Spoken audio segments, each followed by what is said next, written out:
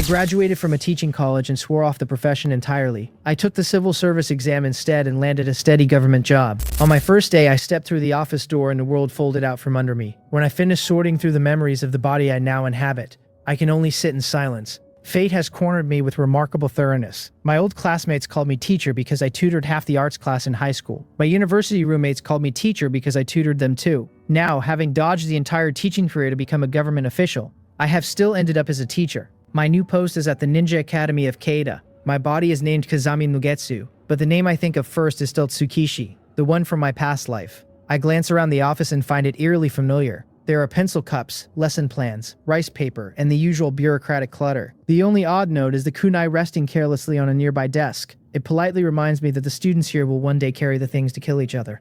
The worst part is not the transmigration itself. My new body is an orphan raised by Shadow Branch since childhood. This teaching post was given to me by Ganzo so I could observe the students and sniff out geniuses. The so-called pot shogun has his hand around my throat from day one. While I am still untangling how to survive in a place this lethal, a flat mechanical voice stirs in my head. A transparent blue panel unfurls in front of my eyes. The teacher system has activated. I have successfully become a teacher. Rewards can be earned by lecturing students, and the more outstanding the students, the richer the rewards. I can also take on outstanding students as disciples for one-on-one instruction. The teacher receives rewards as the disciple grows in strength. One small caveat: apprenticeship requires mutual recognition and cannot be imposed one-sidedly. I open the personal template and read my stats. Kazami Mugetsu, age 18, 4,300 chakra. My skills include the 3-body technique, fire release great fireball technique, fire release phoenix sage fire technique, flash step technique, and Keita style taijutsu. The evaluation calls me an elite among Chunin, but merely high-quality cannon fodder in war. That last line stabs at me, so I close the template. The master-disciple menu is still blank. I need disciples badly, and soon. When the school bell rings, I remember I am teaching first period and tuck my papers under my arm. I have somehow been handed a freshman homeroom despite being brand new. The class list reads like a cheat sheet. Midatai Aiko, Haginoa Koda, and Kamazuka Izuo, the future gatekeepers of Keita, are all on it. When I spot Kagamiya Shinji's name, my eyes light up on their own. A disciple who will one day cast Spirit Titan with a single eye is exactly the goldmine I need. I fix a sun-warmed teacher's smile on my face before stepping inside. The noisy room of 5- and 6-year-olds falls into wary silence at a grown ninja's arrival. The seats are tiered upward in rows so even the back row can see. One little girl in the front row breaks the hush. She has a purple ponytail and no hesitation. She asks brightly if the handsome big brother is really going to be their teacher. I smile and confirm that yes, I will be their homeroom teacher from today. She breaks into a proud little hee-hee and decides on the spot that I must be a good person. The other children relax at that. I chalk my full name on the board, introduce myself as Kazami Mugetsu, and say I look forward to working with them. Aiko responds first and leads the class into a wave of introductions. Shinji politely joins in. I quietly ping the system, hoping that having a classroom full of children call me teacher will be enough to register Shinji as a disciple. It stays stubbornly silent. So much for exploiting the bug. I swallow my disappointment and press on. I ask the class who knows how Keita came to be. The room fills with the uncomfortable silence of children who do not want to be wrong. Shinji holds his answer back because he does not like to stand out. Finally, Aiko thinks for a moment and says that people built it. I tell her she is not wrong, just incomplete, and slide from her answer into the Warring States period. I describe how children as young as them used to be handed weapons. I describe how the Shojin and Kagamiya finally stepped forward and founded Keita together so the next generation would not have to fight. I close with the old line about leaves dancing and fire's shadow illuminating the village. I speak with deliberate solemnity about the ancestors' selfless devotion and frame it as the will of flame. The kids' eyes go wide with inspiration. Shinji in particular notices something. A quiet, thoughtful flicker crosses his face. He is a Kagamiya, and he did not miss that I gave his clan equal billing with the Shojin. I drift from there into a question about chakra natures. A bright student answers 5. I gently correct him with 7, adding yin and yang to the 5 basic transformations. That wrong then right rhythm drives the point into memory better than a simple recital ever could. 4 periods slide by almost before anyone notices. When I announce that tomorrow we will talk about refining chakra, the class is stunned that the day is already over. Aiko cannot wait for tomorrow. Koda mutters to Izuo that his cousin clearly lied about school being unbearable. Izuo calmly suggests that Koda could just blackmail the cousin for snacks instead. Koda declares Izuo a genius and promises him half the spoils. As I step toward the door, the system chimes in with its verdict. Lecture complete, evaluation A. It praises me for using ancestor stories to awaken the student's sense of responsibility, with high student satisfaction. Rewards are being calculated. Shinji, watching, quietly stands and follows me out. 3 rewards land in quick succession. I gain Perception Ninjutsu, Appraisal Technique, and Fire Release Chakra Nature Transformation Mastery. The last one floods my head with the memories of an old ninja who spent a whole career chasing fire. They are so vivid I half feel like him. Shinji catches me before I can sit down. He asks respectfully if he can have a moment. I lead him to the empty back of the teaching building and sweep the area with my new Perception Ninjutsu. Only after confirming no strong chakra signatures are nearby do I turn and ask if something from class confused him. He shakes his head and asks the question he has clearly been carrying. If the Shojin and Kagamiya jointly founded Keita, why do people only remember the Shojin? Why do villagers on the street look at the crest on his back with something close to dislike? I think privately that comparing Hashiro's reputation with Moreo's is its own answer. I cannot say that aloud. I ask if he has only read the Kagamiya side of the history. He nods. I sigh that it is a long story, not suited to a quick hallway conversation.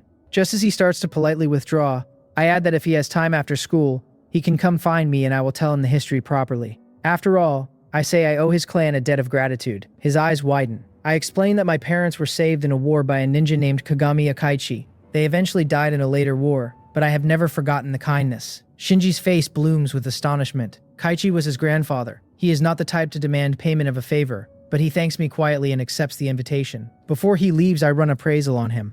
Kagamiya Shinji, 500 chakra, potential SS mast, Sage Path bloodline, suited to fire release in Genjutsu.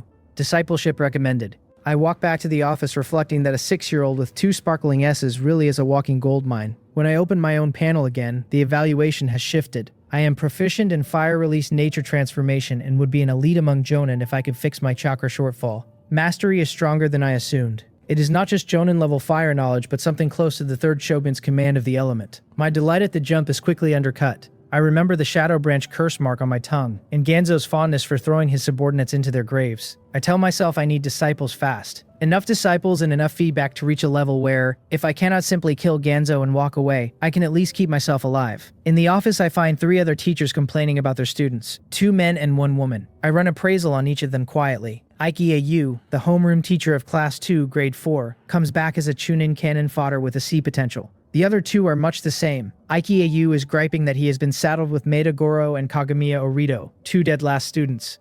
His family has also booked him a blind date tomorrow afternoon, exactly when Class 2 Grade 4 needs him. Uda Aya, the friendly female teacher, says the blind date is more important. She suggests he find a substitute or simply take the day off. Before anyone else can answer, I offer that I have no class tomorrow afternoon and would be happy to cover for him. Inwardly, I am thrilled. This is a free chance to get eyes on Orito and Maeda Goro. Uda Aya notices me entering and asks how my first class went. She asks whether her little tip about silently chanting all our radishes and cabbages was useful. I tell her in mock seriousness that my students advised me afterward not to be picky eaters. She laughs and decides my first day must have gone very well indeed. Meanwhile, in the Shogun office, the 3rd Shogun is watching me in a crystal ball as I lecture about the Will of Flame. He strokes his goatee. He decides that this young Shadow Branch ninja is not so bad, someone with a proper understanding of what Keita stands for. He has long known that Ganzo keeps ninja trained off Shadow Branch's official roster. He tolerates it so long as it does not become excessive. The Ninja Academy, though, is something he watches personally. The unexpected thing is that this particular Shadow Branch man spent his very first class on the Will of Flame,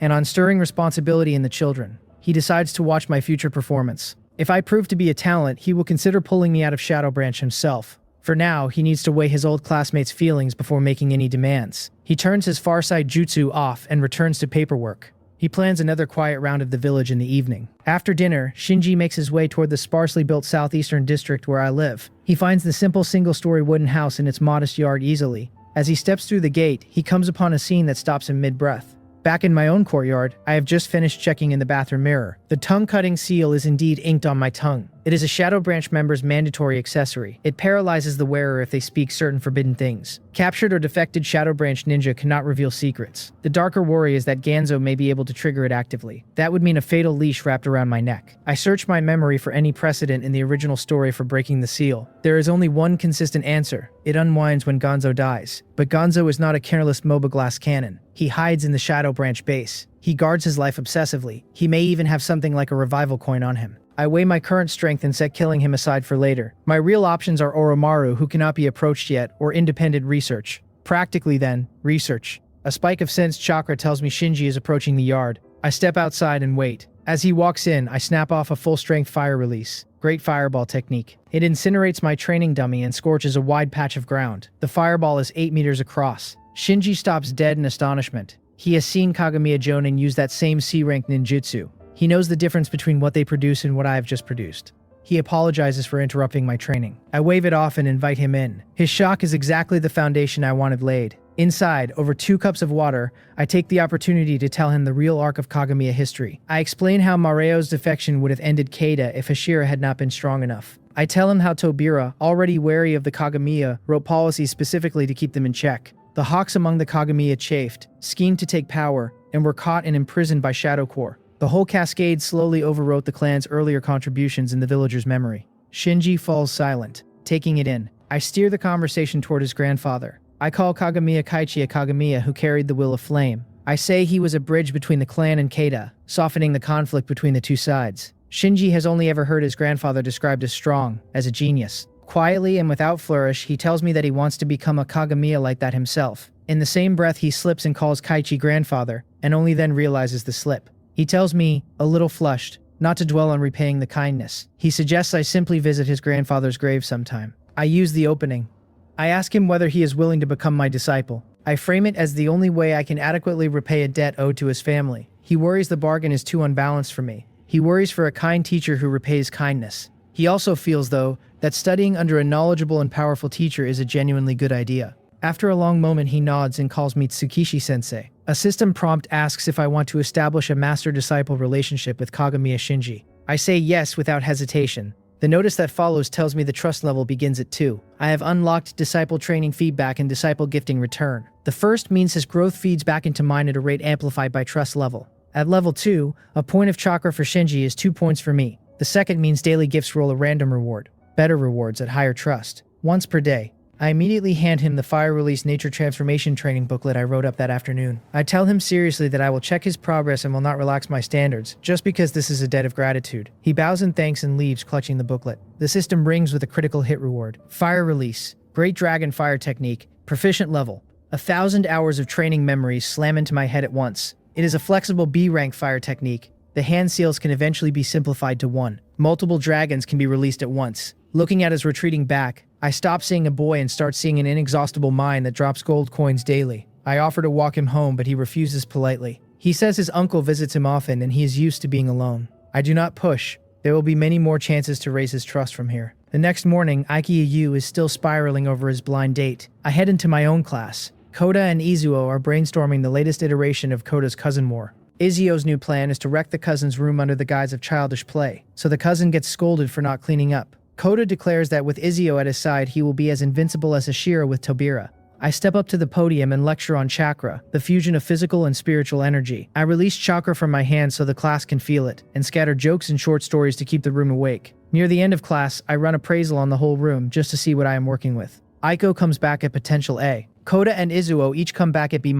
and one more student I do not know is also B-. Shinji is in a class of his own. Everyone else is spread through C and D. Shinji's numbers look even more outrageous against the rest. Aiko's A surprises me more than expected, given how middling she looked in the original story. She is cute, and her potential is genuinely strong. But I only have 4 disciple slots. 1 is spent on Shinji. 3 more cannot be burned on anyone I do not need. Not with Ganzo breathing down my neck. Cute does not get me out of Shadow Branch. The system settles my class at A, and rewards me with the multiple Shadow Clone Jutsu. It is a famously versatile ninjutsu from start to finish of the series. Unfortunately, my current chakra pool makes it useless in practice. At lunch in the office, the other teachers are actively brainstorming for Aikiyu. A tall, thin teacher named Kimura Sugito reminds him to dress neatly and not look sloppy. Aikiyu swears he knows that much. Uda Aya sighs that the real risk is that he will brag through the entire conversation. Aikiyu swells up and tells her to just wait and see. She notices me entering and compliments my class 1 grade 1. She says the atmosphere felt good when she glanced in. I thank her with the modesty she expects and credit her useful tips and well-behaved students. She smiles and shares some snacks with me. That stings Aikiyu. He has eaten almost none of her snacks in 2 years as her colleague. After a few minutes of chat, I take out brush and ink and spend the rest of lunch practicing calligraphy. I picked it up in college in my past life and kept it as one of my few good habits. When the afternoon bell nears, I gather my things and walk to class 2, grade 4. When I enter, a student points out that the substitution was supposed to be Ikeya-sensei's history class. I have just finished explaining when Orito bursts in panting, hands on knees. He apologizes that he was late because he had been helping an old woman on the road. I nod him into his seat and sweep appraisal over the room. Nono Ren returns at 300 chakra and B+ potential. Maeda Goro returns at 600 chakra. S potential suited for taijutsu. Discipleship recommended. Kagamiya Orito returns at 650 chakra, S potential, with a Sage Path bloodline space-time talent, and a discipleship recommendation. The rest of the class scales about the same as mine. Kagamiya Takito is at A level. The others are mostly C and D. I teach in the same warm story-threaded style as before. Orito, used to droning textbook readings, blurts that I teach much better than his other teachers. He adds that if I taught him all the time, he would surely pass. I smile and tell him I will be forced to mention his lateness to Aikiya-sensei. He panics into polite begging, which gets the class laughing. At the long break, I use perception ninjutsu to sweep the grounds for prying chakra signatures. There are none. I call Maeda, Goro, and Orito out into the corridor. Orito is still pleading with me not to tell Aikiya-sensei about his tardiness. He does not quite know how to read me. I tell him that depends on his performance and leave it ambiguous. Maeda Goro scratches his head and asks why he has been called out, since he has done nothing wrong. I look at the boy who will one day nearly kick an ending into existence. This is the boy Moreo himself will later call the strongest taijutsu user. Right now he is only a green kid in a green jumpsuit. He has not yet understood what his father means by youth and self-discipline. I open with the problem. Their theoretical grades give Aikiya-sense constant headaches.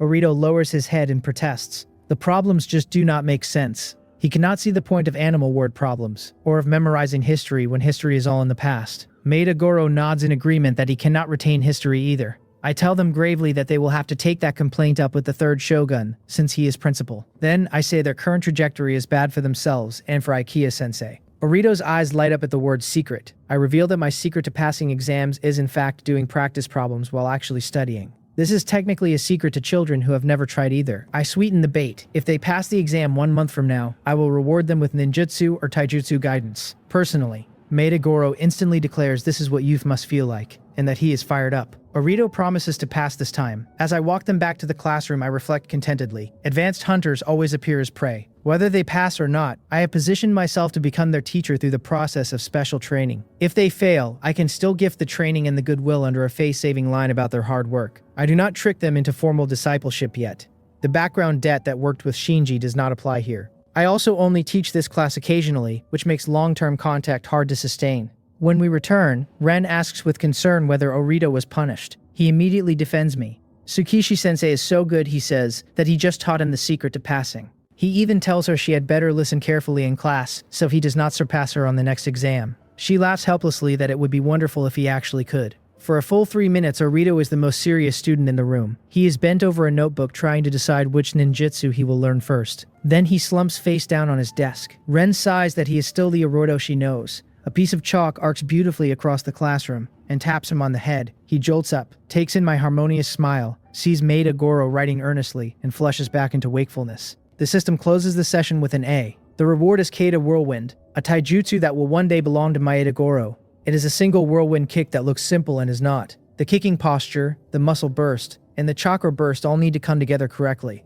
I had been quietly worrying about what I would actually teach Goro later on. This solves the problem neatly. After school, I wander the southern forest of Keita looking for a secluded training spot. Ganzo knows exactly where I live. With his particular hatred for the Kagamiya, if he learned I was teaching Shinji ninjutsu at home without reporting it, he would assume betrayal. Sensing ninjutsu exists, but I cannot keep it running constantly without burning chakra I do not have. I plan instead to take Shinji out of the city for his training. I find a pleasant, isolated stretch beside a small river. I note the location carefully and walk home. My caution turns out to be well-founded. When I step into my courtyard, I find a ninja in an animal mask already standing inside. He hands me a scroll and explains that Lord Ganzo has issued new instructions. Knight, he calls me, my code name in Shadow Branch. He does not linger. Being seen too often near me would draw Shadow Core's attention. I am a hidden piece on Ganzo's board. As he leaves, I appraise him.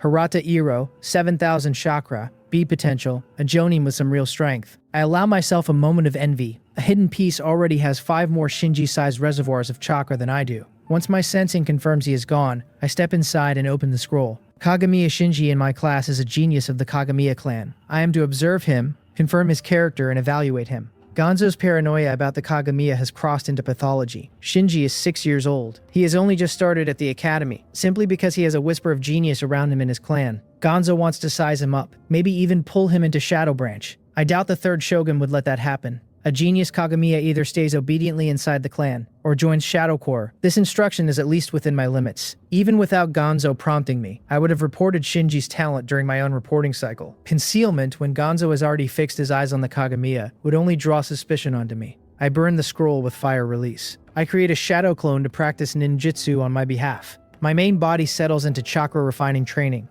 No matter how many techniques I hoard, without chakra behind them, the ceiling stays low. Chakra sets both the ceiling and the floor of a ninja's strength. The next morning, I have no classes. I slip into the academy's archives and pull the 4th grade exam papers from recent years. While I am there, I grab the 1st grade papers too. My goals are recruiting disciples and also delivering honestly on my promise to raise their scores. Studying the years side by side, I find exactly what I hoped. The question banks recycle heavily. The wording shifts and the numbers rotate, and whole questions repeat verbatim in some years. I will not even need to push Goro and Orito into rigorous drilling. 2 years of past papers should be enough to pass them. I gather a stack and walk into the office, straight into an ongoing argument between Ikea Yu and Ueda Aya about the blind date. Ikea Yu insists she listened to him the whole time, so she is clearly interested. She offered to split the bill, so she is already thinking of him. Ueda Aya keeps volleying back cruelly plausible alternatives. She did not want to talk, so she was glad he did all the talking. She split the bill so she would not have to let him use the next time is on me line to book a second date.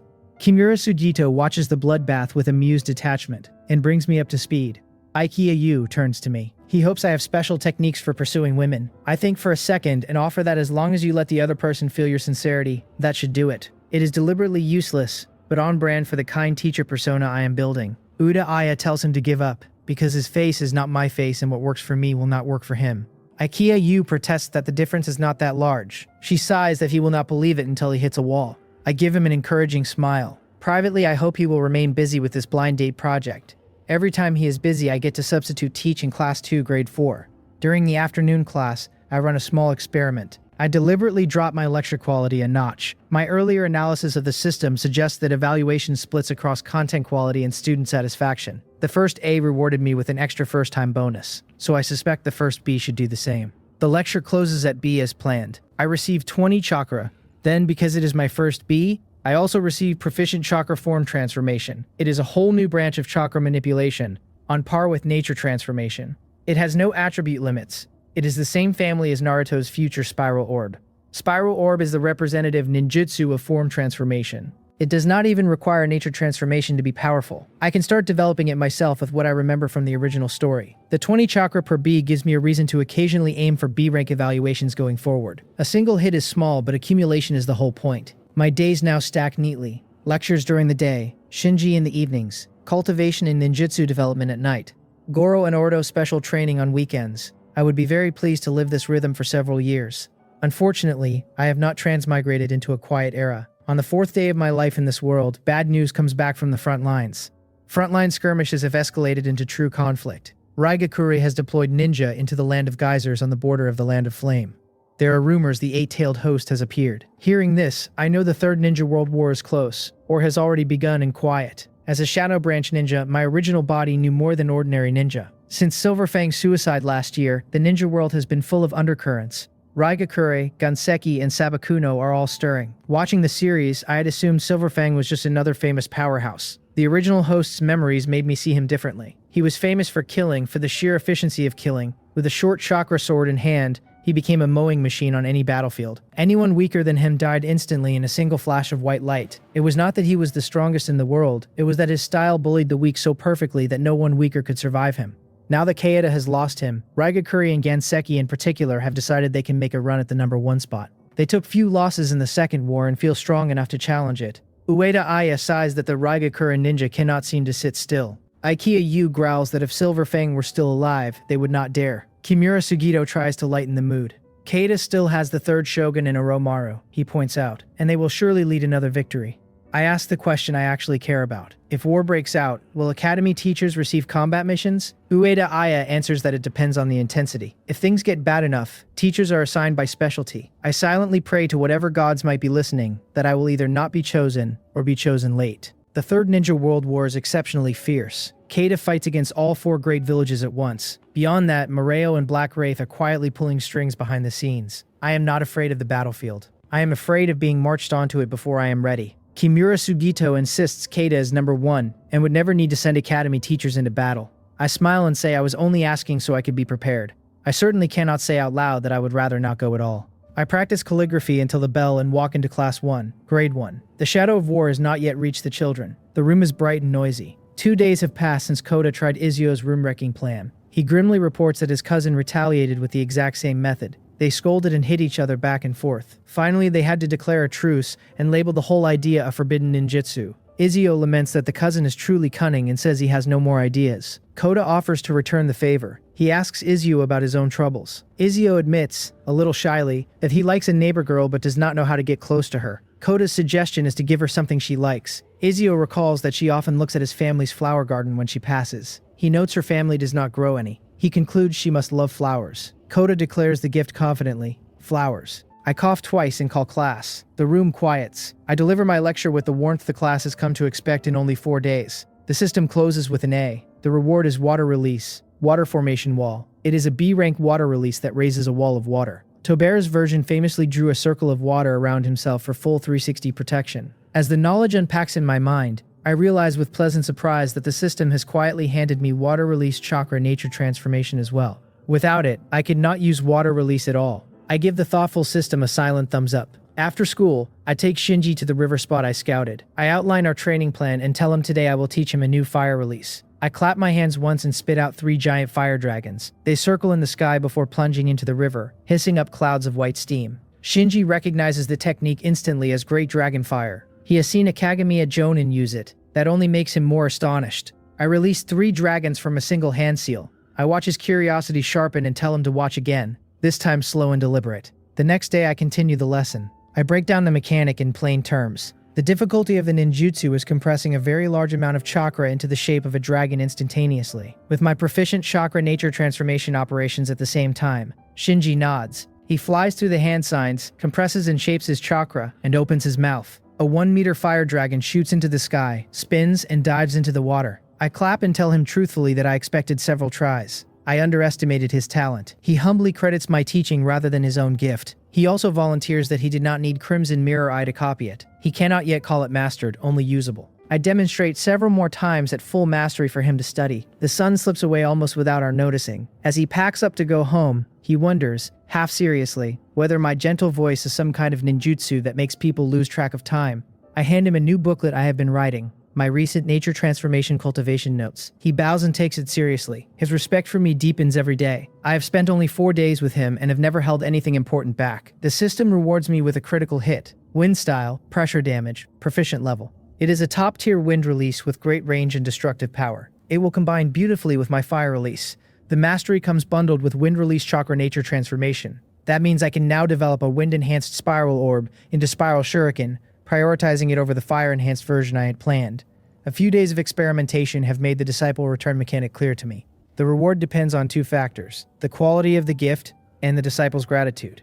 Gratitude is weighted more heavily. On the second day I gave him homemade food and got 50 chakra back. Same category of gift, different heart behind it, different reward. Understanding this, I start planning how to set up a big drop. I will check Shinji's information at the academy tomorrow and find out his birthday. My 5th day in this world lands me 1 afternoon class I had already been assigned, plus a substitute for a 3rd grade teacher who needs to step out. I take it happily. 1 class yields 20 chakra, the other yields fire release great fireball technique. I already have it, but the system reveals a pleasant subtlety. Duplicate ninjutsu convert into additional cultivation experience for the one I already know. It is like a +1 enhancement in a game. Uda Aya warns me I am too easygoing. Other teachers will eat me alive with substitute requests if I do not push back. I smile and say we are all colleagues and should help each other. She does not know what to say. She feels a little dazed that such a teacher actually exists. Substituting brings no extra salary. It is essentially free labor. On the weekend, per our agreement, I bring Orito and Maeda Goro at 8 in the morning to the same river spot I use with Shinji. Their special training officially begins. Orito flops onto the desk I have set up and wails about waking early on a weekend. Goro scratches his head, unable to relate. I hand out the test papers I wrote myself, tailored to their 5 days of curriculum rather than last year's monthly exam. Shinji arrives soon after, curious to find Orito and Goro slumped over papers with tortured expressions. I explain that they are 4th graders I am tutoring and tell Shinji to go ahead and train as usual. His arrival is not a coincidence. I asked him to come last night on purpose. I decided it would be useful for older students to do boring test papers while their younger schoolmate practices ninjutsu in plain sight. Orito looks up from his exercises and freezes when he sees Shinji. he recognizes him at once. The Kagamiya clan lives together on the land Keita has set aside for them, so children of the same generation know each other, at least by reputation. A genius like Shinji shows up constantly in the mouths of elders as the example of someone else's child. Orito feels a small confusion as to why Shinji is here and why he seems so familiar with me. An unreliable guess forms in his head. Maybe I am a distant relative of Shinji's. While Orito is lost in thought, Maeda Goro suddenly shouts with full vigor that he is done. Orito stares at him, dumbfounded. He has not stopped writing for that long. Why is Goro already finished? He leans over to check. Goro has only done the first 3 multiple-choice questions. The rest are blank. Orito does not know what to say. The whole paper has only 10 questions, 4 multiple choice and 6 open-ended. Even when Orito does not know an answer, he at least tries to fill the paper in to make it look better. I walk over and check Goro's answers. He has 2 wrong. Only the first question is correct. Goro looks at the 2 wrong answers out of the only 3 he attempted and is at a loss for words. I smile comfortingly and tell him it is okay. If he knew everything already, he would not need me. I tell him not to feel bad about a low score. Think of it from another angle. He has a lot of room for improvement. Improving from 5 points to 25 is far easier than climbing from 80 to 100.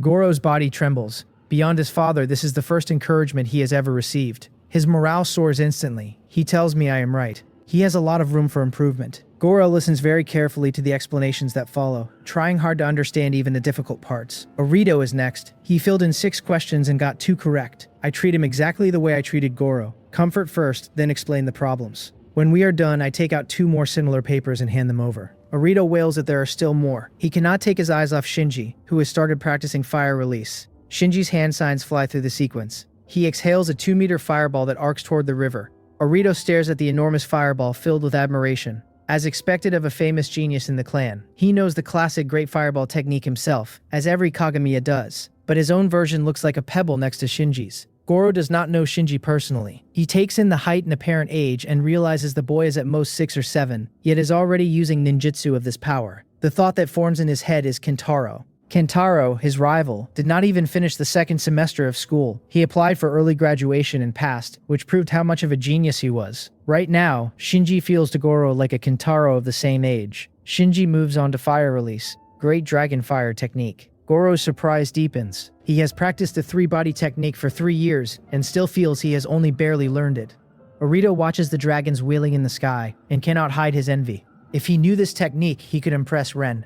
I walk up and praise Shinji. His form transformation has noticeably improved since yesterday, and the fire dragon is faster. He must have practiced after returning home. Shinji credits the booklet I gave him. I step in front of him, clap once, and exhale 3 giant fire dragons. Orito's mouth drops open. Shinji's fire dragon looked cool. Against my 3, his looks like a loach beside a snake. And the speed, it is as if I used no hand seals at all. The 3 dragons trail flame in the sky and arrange themselves into characters that read, "Stop looking. Hurry up and do the questions." Orito reads the message in the sky and snaps his head back to find me watching him with a harmonious smile. He jolts, then explains he was only tired from the paper and taking a short look at the sky. Out of the corner of his eye, he sees Goro has already picked up his pen. He quickly does the same. After a while, he cannot help asking about my relationship with Shinji. I answer that we are teacher and disciple. He asks what else he could have thought. Orito decides not to mention his earlier unreliable guess. He follows up with a question. If he passes, can I teach him that ninjutsu I just used? I nod. His face lights up. He is already imagining how he will show off his new ninjutsu to Ren. Goro, meanwhile, is clearly watching something different. He has no interest in fire release. He only practices taijutsu. I do not speak, I just walk to a large tree. I gather chakra in my feet, tense my muscles, and kick out a whirlwind. There is a dry crack. The tree crashes down and throws up a cloud of dust. I retract my foot, brush off the dust, and ask Goro whether he likes this taijutsu. Goro's eyes light up instantly. It is as if he has encountered the ninjutsu of his dreams. It is simple, fast, powerful, and cool. He tells me with full vigor that he loves it and begs me to teach it when the time comes. I nod with a smile and tell him I will, as long as he likes it. His reaction is exactly what I expected. This taijutsu is, in the future, his own creation. He will eventually build a whole series of variants. Great Whirlwind, Strong Whirlwind, and more. It would be strange if he did not like it. With my assurance, Orito and Goro are both delighted. Even the test papers look easier to them now. Orito rubs his hands together and declares that this time he will get more than 4 right. Goro declares he must get more than 3 right, or he will run 500 laps around Keita tonight. Goro even plans to find Kentaro for a spar once he learns the new taijutsu. The burst of enthusiasm fades almost as fast as it came. A few problems in, Orito learns a hard truth. He could unleash a larger fireball than usual if pushed to his limit. He could throw 5 shuriken into a bullseye in one go. On test questions though, being desperate does nothing. He props his head on one hand and twirls his pen. Even the leaves swaying in the wind look like they are mocking him. He glances at Goro. They have been classmates for 3 years and share Kentaro as a common friend, but they have never actually hung out. Their relationship is ordinary. Not strangers, but not friends either. When Orito thinks of Goro, his first reaction has always been dead last. Orito considers himself only weak in certain subjects. His ninjutsu and shuriken throwing are decent. His theory is the real problem. It only looks worse because other Kagamiya are too outstanding. Goro, though, is a recognized dead last in everything, theory and ninjutsu alike. And yet here, right now, Goro is showing more patience than him. Goro is still scratching his head and still pushing through. Orito remembers a declaration Goro made once when he was being mocked. "I believe if I keep working hard, I will definitely become the strongest taijutsu ninja." Orito himself never joined the mockery, but when he heard those words he had been dismissive. He thinks now that his opinion may have been wrong. Whether Goro becomes the strongest or not is hard to say, but he will certainly be stronger than the people who mocked him. Becoming friends with him might not be a bad idea. They could team up against Kentaro. He starts writing furiously. I watch the two of them from the side and show a thoughtful expression. I had not expected this chemical reaction. Even the restless Orito has calmed down under Goro's influence. I note this for future use. Similar methods could motivate Orito's training. When they finish, I grade them. Orito gets 3 right, and Goro gets 2. Orito slumps on the desk. Goro adds 500 more laps to his training plan. I comfort them. They are only 5 questions away from passing, and improved by 1 question in just an hour. They brighten. Passing and ninjutsu are within reach. I take out 2 more test papers with a smile. Orito looks at the fresh papers and the 3 weekends remaining before the exam. His vision goes black. He picks up his pen anyway. Giving up now would waste every paper he has already done. Meanwhile, Shinji, having recovered his chakra, starts another round of fire release practice. Fire dragons soar through the sky. Orito's eyes keep drifting to them. Orito thinks for a while, then asks, "After we learn your ninjutsu, will we also be considered your disciples, like Shinji?" I answer ambiguously, "If you wish to be, then yes." He grins.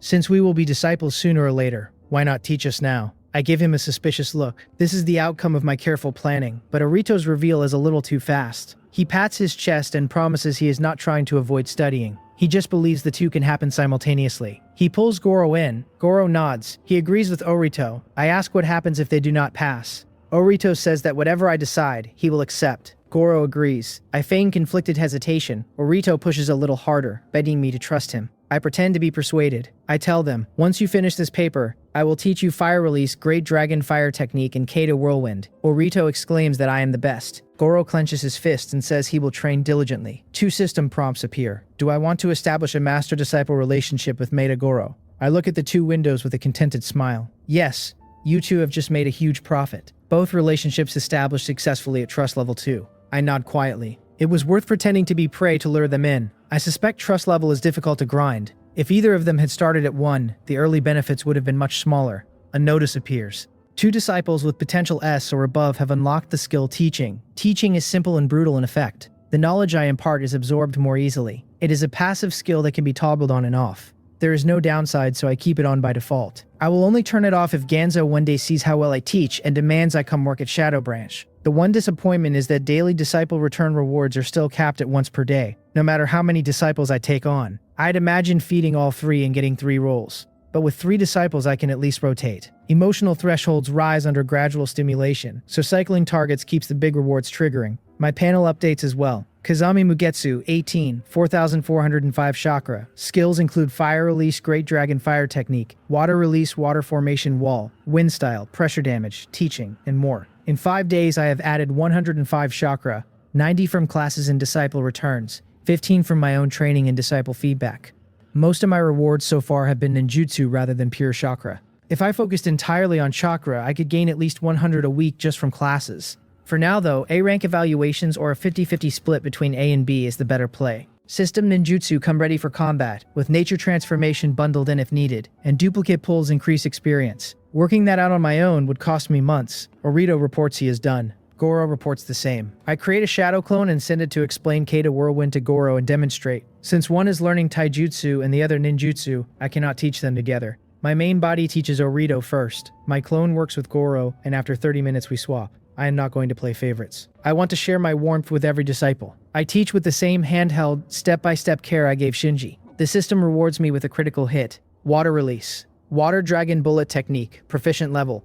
I note with interest that teaching Shinji the same great dragon fire earlier did not count as a disciple return reward, probably because that technique originally came from Shinji in the first place. Rewards derived from the same disciple cannot be looped back into return rewards. I file that rule away. I privately hope this water dragon bullet is not the 44 seal version from the original story. The system's proficient level keeps things sensible. I only need 6 hand seals, and with more practice, the chain will shrink further. After 30 minutes with Orito, I switch and start guiding Goro. The clone takes Orito. Between sessions, I also circulate to check on Shinji. At noon, I catch 4 fish from the river, light a fire, and roast them. 1 for each of us. Orito praises the grilled fish loudly and says I should open a barbecue shop. Shinji and Goro nod. I tell them to be careful of the bones. I have no real barbecue skill and rarely grill. The fish tastes good because the atmosphere is good. Shinji eats alone at home most nights. Orito eats with his grandmother. Goro eats with his father. None of them is used to outdoor meals with a group. Against that backdrop, ordinary grilled fish becomes delicious. After the meal, we rest for an hour and resume training.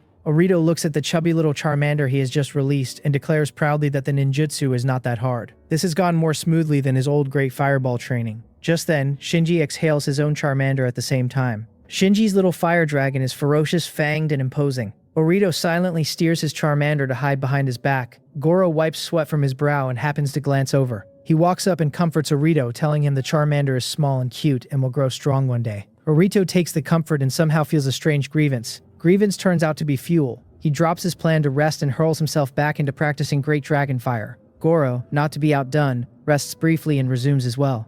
From the side, I almost cannot hold back a laugh. Those two together are genuinely something else. We train until dinner. I send each of them home and confirm tomorrow's training. Sunday goes the same way. The disciple return yields 50 chakra. A new week begins. In the morning, Kota finishes washing and eats breakfast in a rush. His mother asks, puzzled, why he is in such a hurry today. To go to school early and study, he says, without looking back. It is a perfunctory lie. Kota does not dislike school, but not every teacher is as lively as me. The real reason he is so eager is his friend Izuo, and whether Izuo has taken the first step in his romance. He gave Izuo the flower idea on Thursday.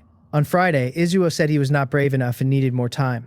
Kota figures 2 weekend days should have been enough. The classroom is mostly empty when Kota arrives. 7 or 8 minutes later, Izuo drags himself in, listless. Kota asks if he slept badly. Izuo shakes his head. Did he give her the flowers over the weekend? Izuo's face only grows more dejected. She was not looking at the flower garden because she likes flowers. She has pollen allergies and was worried the pollen would blow over. Kota goes quiet. So, did you give her the flowers? Izuo's silence and resentful expression answer for him. Kota pats his shoulder and offers a consolation.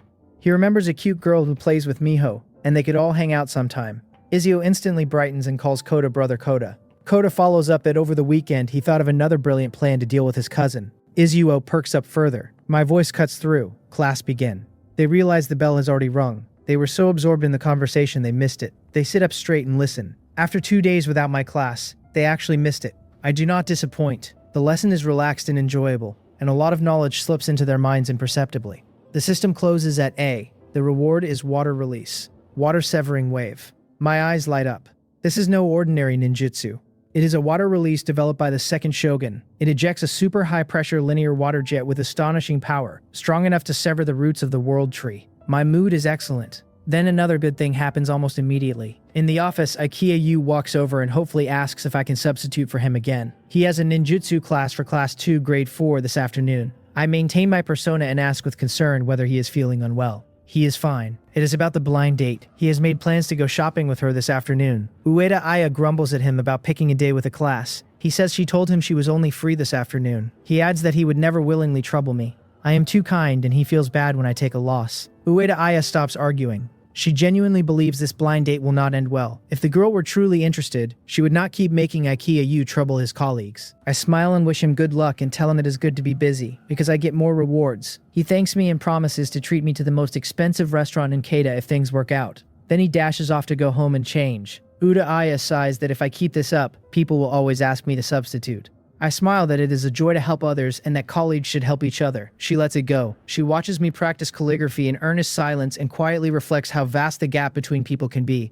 When it is about time, I tidy my desk and head to class 2, grade 4. The bell rings just as I reach the door. I explain to the class that Ikea-sensei has an engagement, and I will be substituting for the afternoon ninjutsu class. Everyone is present except Orito. About 3 minutes in, he rushes through the door, sees me at the podium, and goes dumbfounded. He ran too hard. He cannot quite believe I am teaching his class. For a moment, he thinks he walked into the wrong classroom. Then he recognizes his classmates and realizes he did not. He tries to explain that he did not mean to be late. He ran into a grandma and wasted time helping her. Someone in the class finishes, and the room bursts into laughter. Orito insists it is the truth and swears that if he had known I was teaching, he would have arrived half an hour early. He is terrified I will think he is not studying hard and stop teaching him. I tell him to return to his seat. I acknowledge the explanation, then add that he should not be late for Ikea-sensei's class either. Ninjutsu classes at the academy start from 1st grade, but only cover 3 ninjutsu: transformation, clone, and substitution. Spending years on 3 ninjutsu may seem wasteful, but geniuses like Shinji are rare. For the vast majority of ninja who only aim to become Chunin, mastering those 3 is not easy, and there are other courses to juggle. The students have taken the 3-body technique class many times, but my ninjutsu lesson still makes their eyes light up. One student realizes at last why his clones never looked like him. Another jokes that he hopes Ikea-sensei has more engagements in the future. The class agrees loudly. I keep my own opinion to myself and silently thank the teaching skill. The system closes at A. Reward: lightning release, lightning clone, lightning release nature transformation, and a pile of lightning clone experience unpack in my mind. It is not a top-tier ninjutsu, but unlocking another chakra nature is good enough, especially after the morning's reward. For the next half-month, I settle into a rhythm. If no one asks me to substitute, I research ninjutsu theory in the office. If someone asks, I accept without hesitation. At home, I teach Shinji and Orito, then train my chakra. Perhaps because the quality of my substitute teaching is so high, students I have taught all want me back. Combined with my good rapport among the teachers, I quickly become a well-known teacher at the academy. The students call me perfect, interesting in class, gentle with people, and handsome. The teachers think I am sincere and kind. I have built the persona I wanted. My only real concern as I walk into my own yard one evening is figuring out why yet another masked ninja is standing inside it. The masked ninja is Hirata Iro again. He tells me I have completed my mission well. Lord Ganzo has asked him to give me these. He hands me 2 scrolls. I take them and nod calmly, saying nothing. Shadow Branch Ninja do not need much conversation. He also says nothing more. Once the handoff is done, he vanishes quickly to keep my identity safe. I sense his chakra drift away, then retreat to my room and open the 2 scrolls. One scroll contains a fire release ninjutsu, Great Dragon Fire technique. The other is Ganzo's written affirmation of my work and his latest instructions. Ganzo says I have fully used my initiative to integrate quickly into the Academy's decision-making. He rewards me with a powerful fire release ninjutsu. He tells me not to grow complacent and to keep building momentum.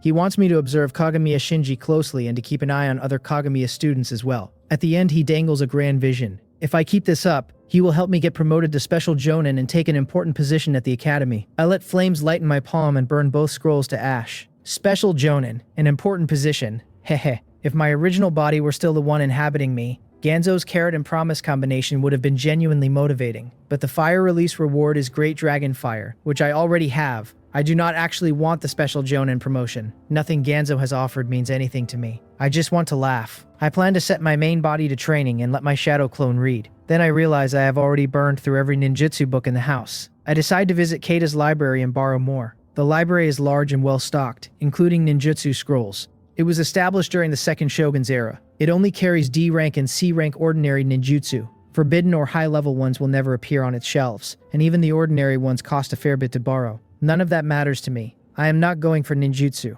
I want information on sealing technique and restrictive cursed seals. Lectures teach me ninjutsu faster than practice ever could. For the tongue-cutting seal, I need real research. The walk to the library is the first time my main body has come out to stroll since transmigrating. I have spent over half a month hiding behind a shadow clone even for groceries. My situation has always felt too fragile. After accumulating a few more ninjutsu and a little more chakra, I finally feel safer. Safe enough to believe I would not die to a random AoE. At the library, I hand my ninja notebook to the ninja on duty. It has my basic information and ninja ID. The library is only open to ninja. The duty ninja checks it, finds no issue, and waves me in. Just as I am about to look for material, I run into a familiar figure, a man with golden hair and a gentle smile. Naminoya Minoru notices my gaze and looks back at me. We nod to each other. I enter as he exits. I appraise him. Name Naminoya Minoru, 40,000 chakra, potential S. Evaluation, killing Jonin is like slaughtering a chicken. One more look and you will explode. I keep my face still on the surface, but inside I am stunned. 40,000 chakra is the first 5-digit number I have ever seen. It is the equivalent of 86-year-old Shinji's. The evaluation is also terrifying, killing Jonin as if it were nothing.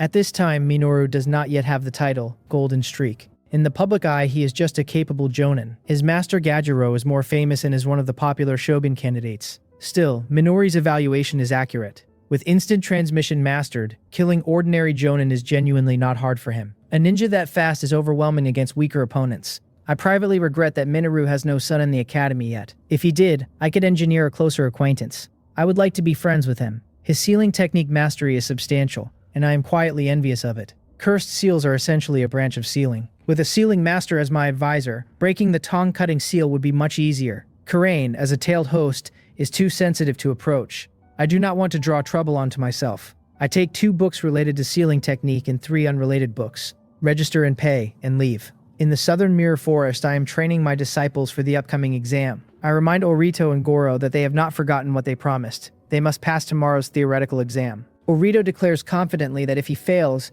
I can punish him however I want. They have spent most of their time practicing ninjutsu and only occasionally discussing theory. On their most recent past paper run, Orito scored 30. By his math, that is already several points above passing. The academy passes at half the class average. The average usually sits just over 50. Goro shouts that if he does not pass, he will run 800 laps around Keita. He also scored 30. Orito declares he will not only pass theory but take first place in the practical. Goro refuses to hand him first. I smile and say nothing.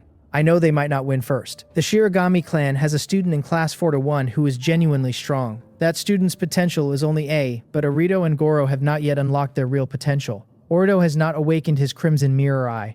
Goro has not mastered the 8 inner gates. The level is low and the variables are many. I cannot say for sure. I glance at Shinji, who is quietly reading. I am certain of him. He will take first in the entire grade in both theory and practical. If he could compete across grades, he might be first in the entire school. I wonder, idly, if the system will reward teachers when their students do well on the exam. The next morning in my classroom, many students are openly nervous. It is their first exam. Aiko asks Kota and Izuo if they are nervous. Kota admits he is.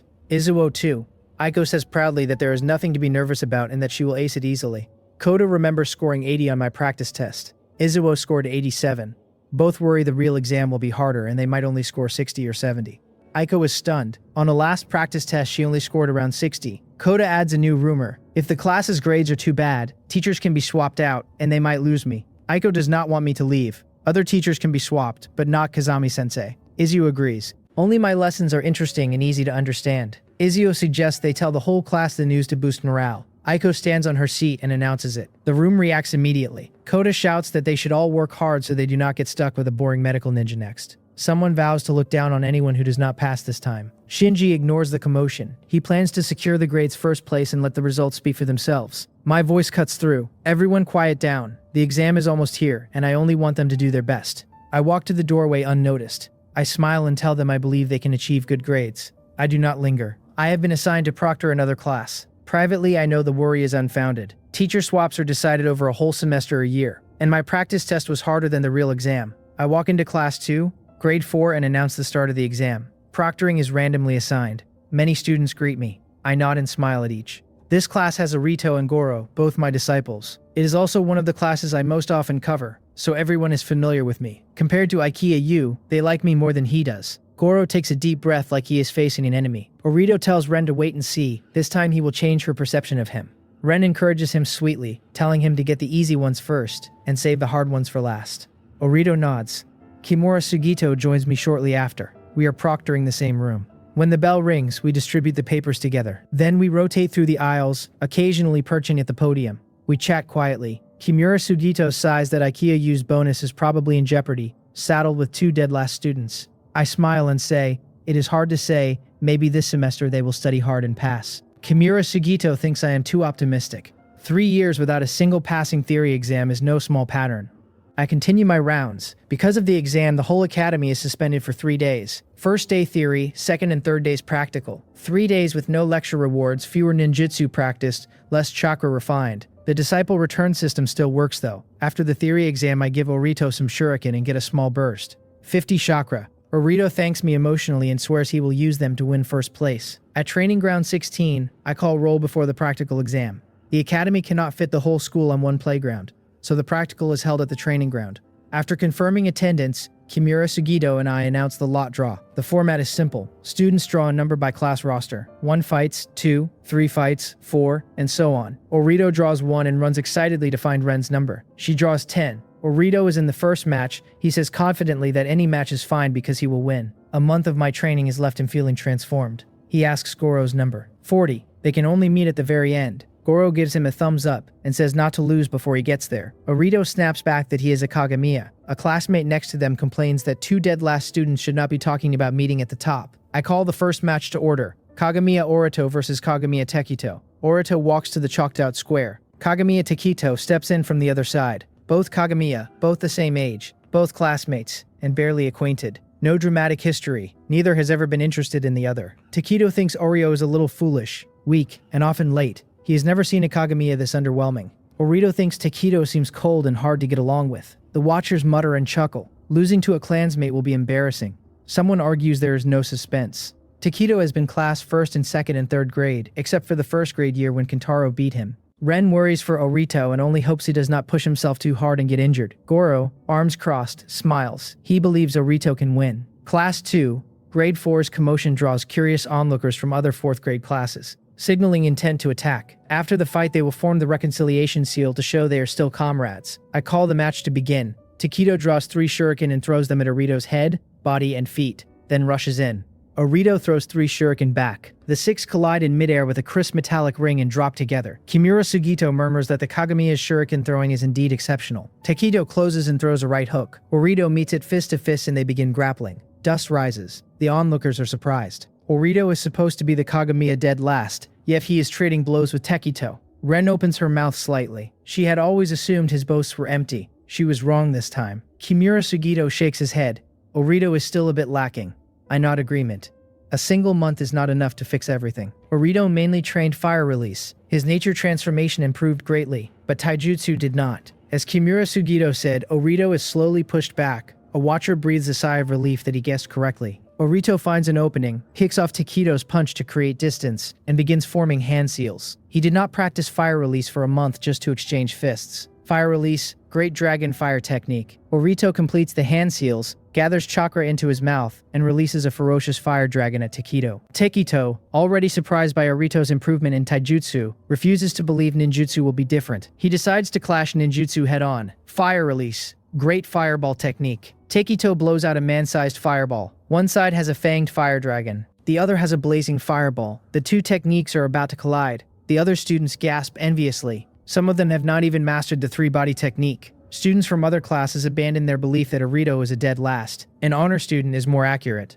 Someone mutters that Tekito's fireball still looks larger and will win the clash. Kimura Sugito sighs approvingly that students from prominent clans are just different. He is already drafting a high grade for Orito. First round exit or not. Just as the 2 techniques are about to collide, the fire dragon suddenly rises. It avoids the fireball entirely and dives back toward Tekito. Orito moves in the same breath, dodging the fireball while controlling the dragon. Tekito did not expect this cheating play. A great fireball cannot turn. Seeing the dragon close in, Tekito tries to dodge and realizes he is too late. He braces for injury. I flash step to his side, lift him, and carry him out of the combat area before setting him down. He thanks me. Without my intervention, injury was unavoidable. I nod and announce the result. First match, Kagamiya Orito wins. Some of the watchers have not caught up yet. They were expecting a fire release clash, and instead got a sneaky redirect that ended the match instantly. Someone mutters that Orito is not to be underestimated. Tekito's man-sized fireball looked impressive but was hard to land. Orito's great dragon fire has a smaller attack range but is far more flexible and far easier to connect. Ren cheers for Orito, genuinely happy. Winning against Tekito, even with a weak theoretical score, means no one will call him dead last anymore. A ninja proves himself with strength. Orito hears her praise and breaks into a smug grin. Hee, I told you it would be fine. At that moment, Orito is enormously grateful to me. He knows this win exists because I teach him every day. His old self would have been crushed by Tekito's taijutsu phase alone. A system message pops from me. Disciple Kagamiya Orito's trust level has increased. Current trust level, 3. I glance at Orito, who is smiling at Ren. Apparently being a lovesick fool has its uses. Trust levels are hard to raise. A single level jump roughly doubles the feedback. The previous numbers have been small only because Shinji and the others are still early. Once they enter real growth, a higher trust level could mean tens of thousands of extra chakra a year. My quiet target was 1 trust level 3 per semester. Orito hitting 3 in a month is a bonus. The later matches are less tense. Most require no teacher intervention. I score quietly and chat with Kimura Sugito. I cannot wander the training ground appraising, but I want to because I still have an empty disciple slot. 3 are filled. 1 is open. I refuse to burn it on anything below S potential. Keita is full of geniuses and the world is vast. There is no need to rush. My panel updates to 5,300 chakra and a refreshed skill list. Evaluation. You have mastered many ninjutsu, including powerful advanced ones. Ordinary jonin are no match. My speed of improvement is decent. 1,000 chakra in a month. Ninjutsu from 2 to dozens. Morning passes. The first 2 rounds conclude. Goro does not get to prove himself the way Orito did. His early opponents are ordinary, and though he cleans them up quickly, that alone does not shift public perception. I know it is only a matter of time. The class's internal practical will finish in the afternoon. A champion will be decided then. At noon in the office, the teachers discuss what they saw while proctoring. Ikea Yu grumbles enviously about Shiragami Hotaru from Class 1, Grade 4. As expected of a Shiragami, almost no one in Class 1 could last a minute against him. He will likely take the grade-level practical championship again. Ikea Yu wishes he were Class 1's homeroom teacher, because then his bonus would be safe and he could take his blind date somewhere nicer. That will not happen. Classes with good grades do not swap teachers. Kimura Sugito casually drops that Kagamiya Orito from Ikea Yu's class is also quite strong and might compete for the title. Ikea Yu stares at him. He must mean Kagamiya Tekito. He does not. He means Orito. Ikea Yu refuses to believe it. Kagamiya Orito is the famous Kagamiya dead last. What strength could he possibly have? Kimura Sugito confirms he is not lying. Orito's first opponent was Kagamiya Tekito, and he won decisively. Seeing Ikea Yu still skeptical, Kimura Sugito pulls me in. I nod and confirm. Orito defeated Takedo in the first round. Ikea Yu scratches his head. He believes me. I am the teacher who gained every teacher's approval after only a month. He cannot imagine how Orito did it. A mysterious master from the sky teaching him advanced ninjutsu in secret. Privately, I think. You have no idea. Once Goro also shows his strength, you will probably suspect a genjutsu. Ikea Yu has basically won the lottery this round. His bonus is safe. He is not entirely lucky. He did put in effort. He also often asked me to substitute, helping me recruit disciples and earn rewards, and he has treated me to several meals. He has earned some karma. Uda Aya speaks up. She was proctoring my Class 1, Grade 1. The overall level of their 3-body technique feels almost on par with the 2nd grade class she teaches. One super genius in particular, Kagamiya Shinji, reminds her of Hakase Kentaro from a few years ago. The 1st grade practical champion will definitely be him. Ikea Yu asks whether comparing him to Kentaro is really that exaggerated. Kentaro is a recognized super genius and was promoted to Chunin a year after graduating. Ude Aya nods. It is that exaggerated. Shinji is simply not on the same level as other 1st graders. Ikea Yu envies me openly. Excellent performance review. Easily mine. Uda Aya corrects him. It is not just luck. It is because I teach well. If the class level were only about having geniuses, the students in the classes I only substitute in would not ask for me back so loudly. Every class I cover gives rave reviews. Ikea Yu quickly backpedals and admits his students wish I taught them every day. I say modestly that the students themselves are diligent enough. I practice calligraphy until the afternoon exam begins. We are back at Training Ground 16. There are fewer students now because those already eliminated can skip. Matches proceed one after another. Ren, not strong in combat, is eliminated in the first afternoon round. Goro, on the other hand, continues his clean sweep. When he decisively kicks Daisuke in one shot, the watchers finally start paying attention. His speed is too fast. Classmates who knew him in 3rd grade are puzzled. He was only decent back then. Maybe he trained harder during break. The roster reaches the final match. Number 1 Kagamiya Orito versus number 40 Maeda Goro. They walk to the examination area. Orito glances at Ren standing outside and his fighting spirit surges. In front of her, he does not want to lose at all. Goro replies in high spirits. If he wants to become the strongest, he has to take every first place he can. Students who mocked them earlier feel their faces sting. 3rd grade dead last are now the last 2 standing. They form the confrontation seal. I call the match. Orito immediately retreats, casting ninjutsu as he backs away. He knows Goro is a taijutsu specialist and refuses to trade fists. Clone technique. 2 clones appear beside him. The 3 Oritos crisscross and switch positions to confuse Goro. Goro's speed outpaces Orito's expectations. Kato Whirlwind. A lightning-fast whirlwind kick disperses 2 clones and sends the real Orito flying back over a meter. Orito's arm trembles. He took the kick with his arm and it is throbbing. Goro presses his advantage and closes in. In a pure taijutsu exchange, Orito cannot match him. He falls into a disadvantage quickly. The watchers debate who will win. One student predicts a quick Goro victory. Another argues that Orito also fell behind Takedo in taijutsu before winning with fire release. Some believe Orito is holding back his real ninjutsu power. He did defeat Takedo after all. Kimura Sugito asks my prediction. I answer Goro. He agrees. Orito's fire release is powerful, but the flat open venue does not suit him.